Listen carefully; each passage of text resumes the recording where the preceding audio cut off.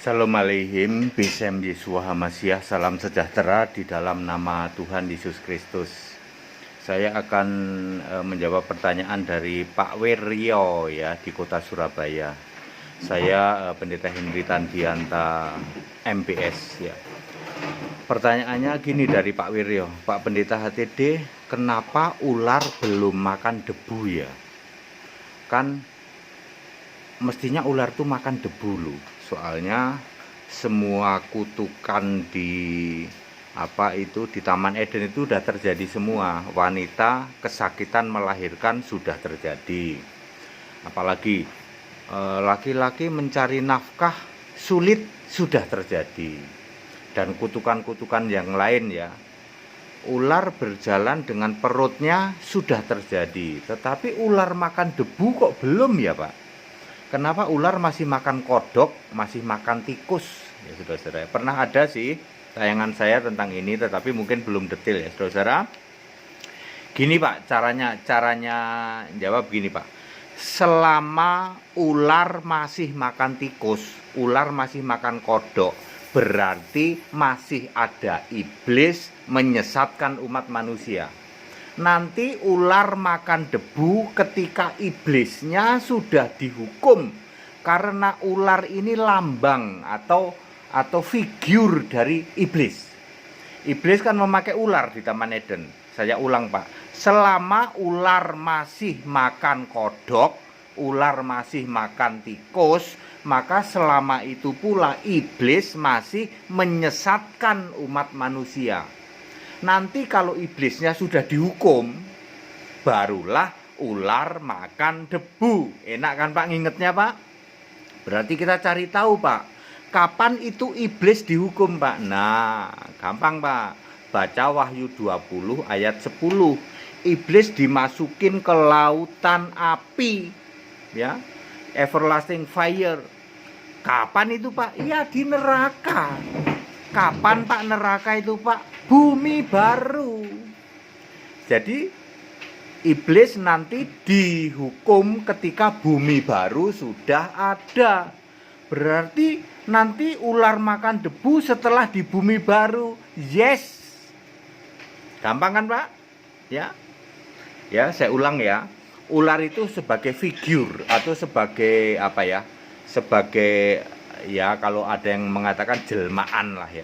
Iblis itu dilambangkan dengan ular gitu loh ya. Ya, ular dihukum, cuman ada satu yang belum terjadi, makan debunya belum. Ya, nanti ular makan debu ketika iblisnya sudah nggak ada penyesatan lagi setelah iblisnya dihukum. Sekarang ini kuasa iblis sudah dikalahkan. Apa itu? The sting ya, the sting atau sengat iblis itu ya. Sengat maut adalah dosa, itu yang sudah dikalahkan oleh Yesus, dan kuasa dosa adalah sengatnya itu ya, melalui dosa itu ya. Sudah dikalahkan di dalam 1 Korintus 15 ayat 55-56. Lalu setelah dikalahkan kerajaan maut, the hell and the death yaitu alam maut dan kerajaan maut digembok oleh Yesus. Yesus pegang kuncinya di dalam Wahyu 1 ayat 18 ya. Setelah dipegang itu kuncinya, lalu iblis mengembara ya. Iblis adversary around the world yaitu mengembara ke seluruh dunia sambil mengadakan deception, mengadakan penyesatan bentar ya, kepada setiap dari Anda, setiap kita yang bisa disesatkan, maka kan disesatkan oleh iblis ya. Ya. Iblis masih melakukan penyesatan walaupun iblis ini sudah diusir dari kerajaannya yang disebut kerajaan iblis ya, kerajaan maut. Ya.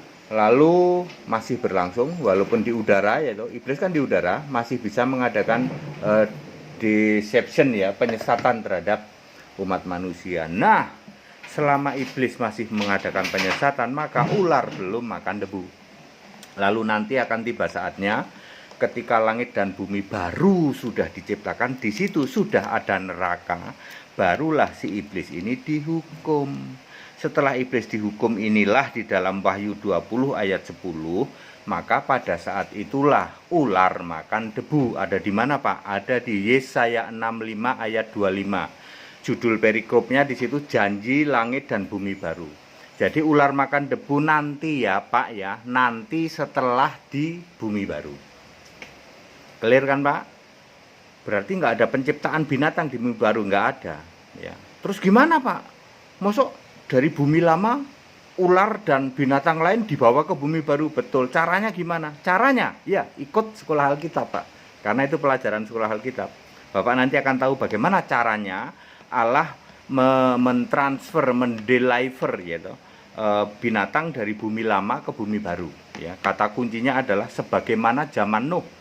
Ya, zaman Nuh itu. Ternyata kedatangan anak manusia itu ada 3 arti loh, Pak ya. Di awan, di bumi baru, kemudian saat akan flat away in the old world ya. Ya ikut sekolah kita, Pak, kalau pengen tahu. Tapi Bapak pegang saja bahwa ular makan debu terjadi nanti pada saat bumi baru sudah ada. Pada waktu itu iblisnya sudah dihukum.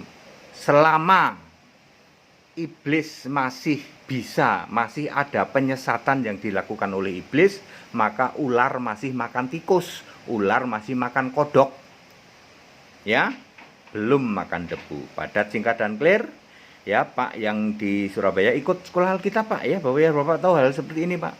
Tenang aja, Pak. Dari antara 200.000 pendeta, Bapak tanya, kenapa ular belum makan debu? Dijamin kagak ada yang bisa jawab.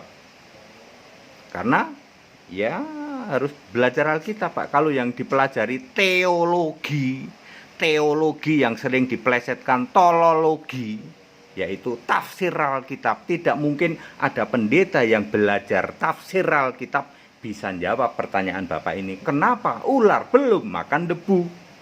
Yang bisa jawab cuman orang yang belajar Alkitab, tidak belajar teologi. Teologi itu tafsir Alkitab. Ikut pelajaran Alkitab, Pak ya. Segala hormat kemuliaan untuk Yesus Allah yang benar. Tetap bersama saya Pendeta Henry Tandianta, MBS. Haleluya.